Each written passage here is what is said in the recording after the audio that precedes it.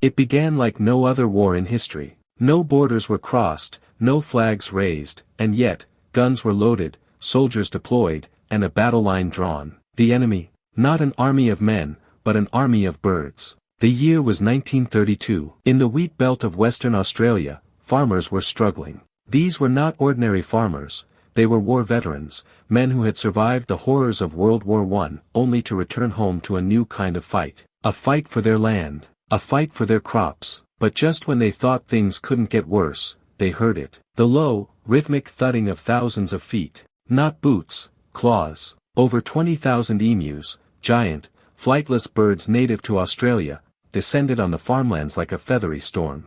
Tall as a man, fast as a horse, and with an appetite for destruction, the emus tore through the wheat fields, flattening crops and devouring what they could. For the farmers, it was nothing short of a disaster. Desperate, they sent word to the government. And the government answered, with the military. 2 soldiers, veterans themselves, arrived armed with Lewis machine guns and a staggering 10,000 rounds of ammunition. It sounded like an easy mission, but they underestimated their enemy. The emus were fast.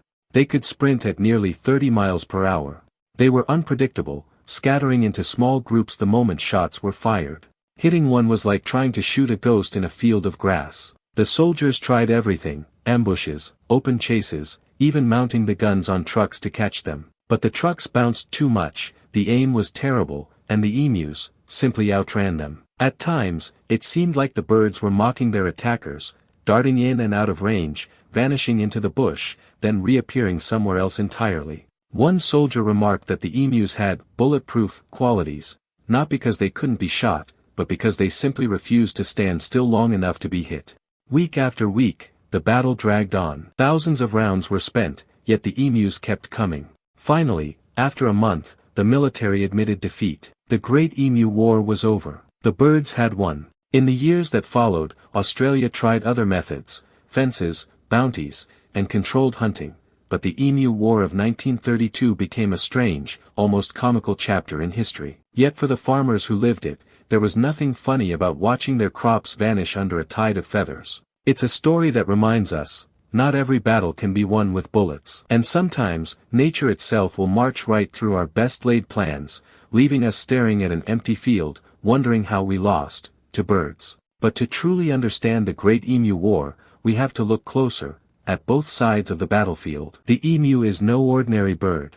Standing over 6 feet tall, with powerful legs and claws that can shred vegetation, or an unlucky predator, they are built for survival. Their long necks allow them to scan for danger from afar, and their lightning sprint makes them nearly untouchable. And here's the secret weapon no one talks about: they can change direction instantly, darting left or right at full speed, like nature's own zigzagging escape artist. For thousands of years, they had roamed the Australian outback freely. But in 1932, man's expansion pushed deep into their territory. The wheat fields the veterans planted were not just farms, they were, in the eyes of the emus, massive, irresistible buffets. The soldiers, however, were not about to be embarrassed. They made a second push, changing their tactics. Instead of waiting in one spot, they tried herding the emus into a kill zone. For a brief moment, it seemed to work. Nearly 1,000 birds were sighted in one place. The soldiers readied their guns. This was it.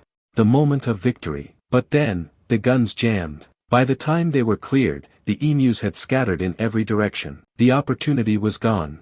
It was becoming painfully clear, this was no ordinary hunt. It was a war of attrition. And the birds were winning it. Farmers watching from a distance couldn't believe their eyes. Here were 2 men with heavy weaponry, military men, being outsmarted by birds. Every failed attempt seemed to make the emus bolder. They would dash into fields, tear at the wheat, and vanish before the soldiers could even swing their guns around. In frustration, the government tried to save face, declaring the mission completed. But on the ground, everyone knew the truth: nothing had been solved. The birds still came. The crops still suffered.